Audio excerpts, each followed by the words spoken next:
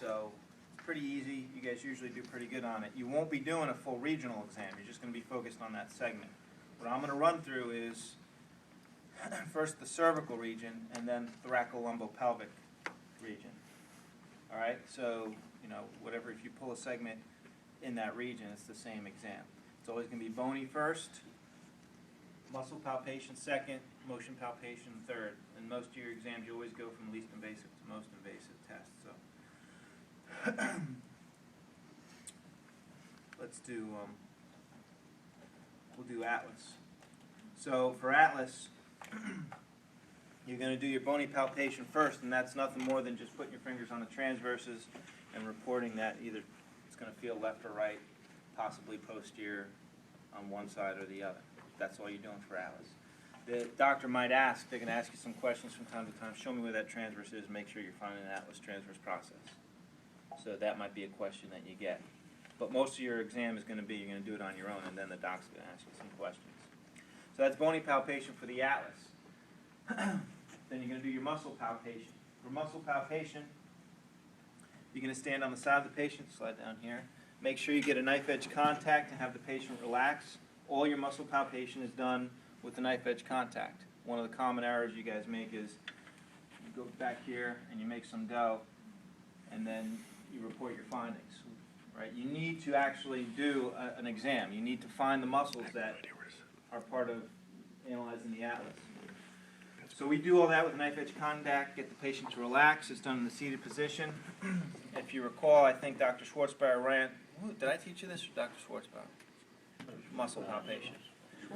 So you learned each of the muscles individually, but at the end you came to you just scan through where all the muscles are and you look for particular muscles that are tight and then you investigate them. That's how you're going to do your exam on a patient.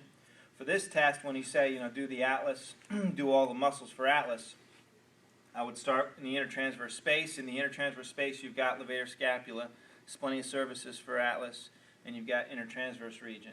So you're looking for any tightness in those muscles in that area in the intertransverse space. If it's a right Atlas, and then you would report, if it's a right Atlas, I would have a tight intertransverse on the right or a tight levator scapula on the right. And the doc might say, oh, show me where you would find that. And then you're going to put your finger on the exact spot where you would palpate for that muscle.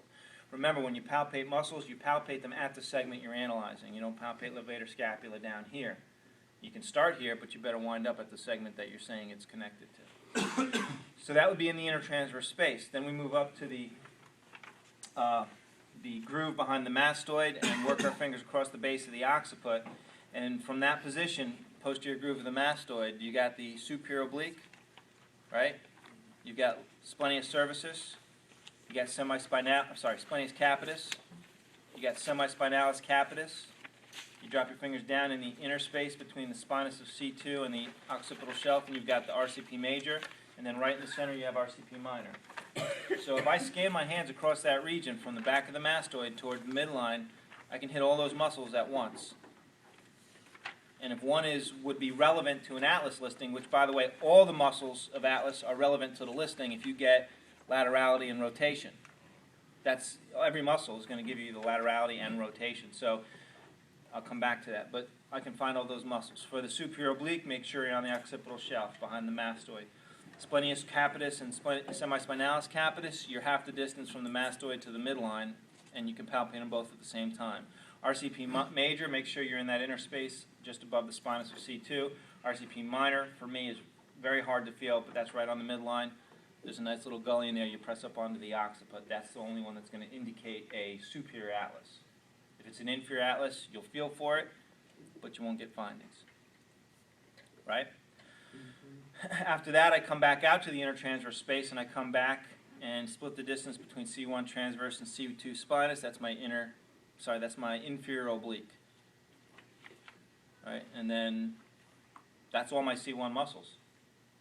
So anything that's relevant to a finding, if I had an ASLP Atlas, it's a superior Atlas, so I'd report that after I've demonstrated I can analyze for the muscles, I would say, well, for the superior Atlas, what I'd like to find is an Rcp minor for indicating the superiority. It's a left Atlas, so I'd like to find levator scapula intertransverse on the left, maybe the superior oblique on the right. It's a posterior Atlas on the left. What did I say, ASLP? So I'd like to find all my posterior muscles on the left and all my anterior muscles tied on the right. Posterior muscles would be splenius capitis, semispinalis capitis. Anterior muscles would be the splenius cervicis for C1, superior oblique, inferior oblique. So those are all the muscles that will be relevant. In an ideal world, you get all of those. You'll never have an ideal world, but those are all your indicators. Okay? And then you would go and do your motion. Any questions on muscle? Go ahead. Whenever we can't just give you one muscle. No, you would get all of them. Okay. So I think the instruction for entrance exam is, and tell me all the relevant findings for that listing. Okay. So it would be all the relevant findings. The most common thing that's left out is, if it's an ASLP, I only get the posterior muscles, I don't get anything about the anterior side muscles. Okay. So with an ASLP, it's posterior on the left, but it's also anterior on the right. You could get either or. Okay. You ever show how to isolate them, like turn their head against resistance, make them, They're not going to ask you how to things isolate like them. That's all for you. If you can't find it, Mm-hmm. having trouble finding it, you do an isolation test to help you find the muscle, get on the right muscle. But they're not going to ask you to isolate. They're only going to ask you, show me where you're finding this muscle, and maybe what would it indicate. But usually I just leave that open. If you don't, you're supposed to tell me what it would indicate. Are they going to check? Like if you're on Yes, that muscle, they they'll will come and check. feel? Yeah, if it's obvious you're on it, I may not, if you get me, I'm not sure, I'm probably an examiner. If it's obvious you're on it, then sometimes I won't check. If it's close, or I want to make sure that you're in the right place because there's two other muscles there, sometimes I'll check. Again, entrance exam, you guys do pretty good on all this stuff. Questions, muscle? So, for this exam, you want them seated for cervicals? Seated for muscle palpation and for bony palpation and for motion. For the cervicals is all seated. Okay, and then for thoracics, lumbar, pelvic, is there a preference? Thoracolumbo-pelvic start out prone for bony palpation and muscle palpation, and then they come to the standing or seated position depending on which region you're doing motion palpation. Okay.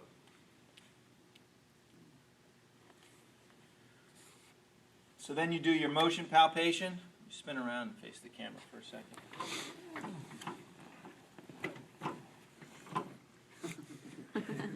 When you do your motion palpation, palpate the C1 transverses, compare them to the mastoid processes. You do left and right, lateral flexion.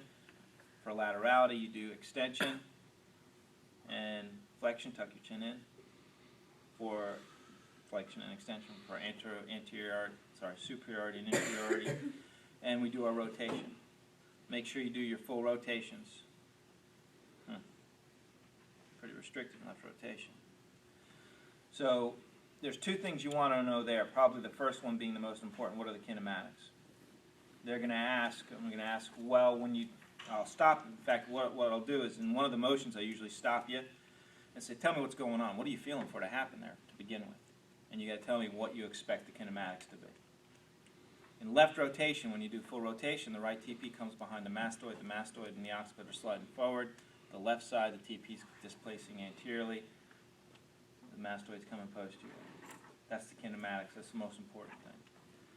The second thing is, well, what does it mean relative to the listing? You may not have to give the listing based on the motion for your entrance exam. That's something we're going to be phasing out of the entrance exam. And I could probably let you know next week. I'll tell one of your instructors what to expect for that. That's the only thing might be missing. Why are you phasing that out? We're changing how we're handling the kinematics and the motion palpation from the beginning to the end. So you guys are kind of in the middle. Some of the newer students coming in are getting a different package for teaching the motion palpation. We're going to be doing more different types of motion palpation, joint end play, stuff like that. They're going to be getting a little bit more of that, and we're also tweaking how we do the kinematics from spinal bio 1 and stuff. So the only thing you'll see at this point is right now is probably just some downplaying of translating motion palpation into listings. Is that something that we should know for anything else, though, like what you're teaching now? You've gotten it, you just didn't get it in as different proportions. That we're going to highlight it more and give more practical experience in it. the way it is in the health center, you may get more exposure to it depending on your faculty member in the health center that you deal with. They may use a slightly different form of motion palpation, and what we're really trying to do is, and I don't want to get too far into it here because I want to finish the review. You can come by and talk about it anytime. Is we're trying to accommodate different approaches from different faculty members, which is a trend that's going to happen in the health centers. Faculty members in the health center will get a little more autonomy, and so we just want you to be more prepared, a little bit more diverse in the area of motion palpation because there's a lot of diversity in how to perform motion palpation. So you'll probably get it on more of an individualized basis as you move into the health center. People behind you are going to get a little bit more, like we did joint restriction motion palpation paradigms in spinal bio 2. I don't know if you remember that, and made you go talk to upper quarter. They're going to continue that and get a little bit more practical work in palpation too now. So I think we'll probably, if it congeals real well, we'll probably have maybe a workshop or something for interns later on. All right, so that's your motion palpation for C1. No more questions, Patty. If you pull C2 down through C7, it's the same system also. You do your bony palpation. Bony palpation are 2 points. You do your spinuses and you do your sides of the vertebral bodies, or the land-ped junctions, essentially. Your bony findings would be, if it's a C2 center pivot body right, you know the body's right, the spinous is going to be left. That's what the doctor wants to hear. I feel the spinous to the left, the body would be to the right. And they might say, well, show me where you palpate the body of C2. And basically you're coming up to that area that we talked about, just the side of the vertebral body where the transverse process LPJ area is. You should be able to do that for any segment in the cervical spine. Then you do your muscle palpation. For C2 down, of course C2 has superior oblique, inferior oblique, Rcp major, splenius cervicis for C2. So you need to locate those muscles, right? All those other ones you already know about. Splenius cervicis for C2 is right behind the C2 transverse, which is, if you can isolate it during head rotation. If you need help with this, you probably need to see an ACE intern to get with some of your fellow classmates who are better at palpating that one than others. But you'll need to locate that if you pull C2, where it is. Okay? And then the scaling group. The scalings go from C2 all the way down to 7. We use them for side of body rotation. If it's a body right for C2, if it's center pivot body right, scaling's on the right. Right? If it's C5 and it's a PL, that's the body is right with a PL. So scaling's on the right. You follow me? So always take your listing and translate it into the kinematics of what's where, because that's what we want to see. Is if I give you a C5 as PL, I want you to be able to tell me, well, that means the spinous is left, the body's right. I know the kinematics there are usually that it's going to close down on the right, open up on the left. The Z joints are, there's usually going to be a wedge. That would be the normal kinematics, and so that's what I would want you to know what to anticipate. I can always get messed up with the subluxation, but at this point you should be able to articulate that, and that's what we're looking for, those basics as you go into the health center. Then I'm going to go back and do his motion palpation. All right, the muscles, I think that's probably some of the easier muscles to look for. So any questions about the muscles for C2 down? Okay. Motion palpation, it's the same thing. Flexion, extension, lateral flexion, and rotation are always the motions you're going to do in any given segment. Right? So for flexion and extension, we're on the spinous processes. The docs can give you some flexibility, but they want to see you know what you're doing. For entrance exam, you get a little less flexibility than exit exam. We let exit exam people, if they're able to do the motion, even if their fingers aren't on the spinous, we give them a little more flexibility. If they look like they're doing it competently, they got experience at it. You guys are going to be looking more for, because you haven't done it as much, following routine. So we know that when you do a flexion extension, your fingers are at least on the right place. And we taught you guys to do it from the spinous for flexion extension, and for rotation from the spinous. Not that you can't feel anything from the LPJs, you can. But if you do that, you're always safe. If you're on the spinous for those two, and then lateral flexion is on the LPJs. You're pretty messed up, dude. You got some massive restriction in right lateral flexion here. Okay? That's all with the knife edge contact. We want to see you have good control. Your fingers are in the right place. If you got a mid-cervical, doc's probably going to ask you, show me where the LPJ is, the articular facet for C5 that you're trying to analyze. Right? So you got to make sure you do your locations. You know, identify your VP, walk your way up to where you believe C5 is, because there's no landmark for C5. But you got to walk your way from a landmark to get there. And if it's a reasonable spotting, then you're good. Questions on that? and then you would report what the kinematics are, what your findings could be. Same thing. If you get C2, remember C2 with the bony, with the listings, and we don't have a lot of C2 on the entrance, but you could pull a C2 listing with the pivots and translations.